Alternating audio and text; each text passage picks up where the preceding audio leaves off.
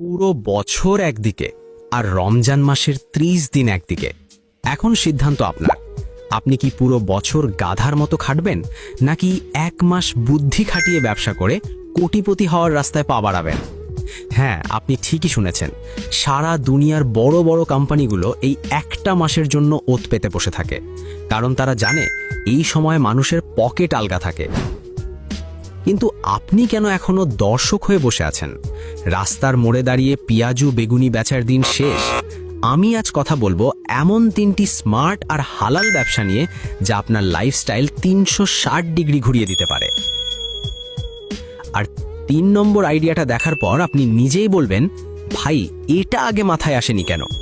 ভিডিওর শেষে থাকছে আমার নিজের একটা পার্সোনাল মার্কেটিং সিক্রেট, যা আপনার সেলসকে রকেটের গতিতে বাড়িয়ে দেবে।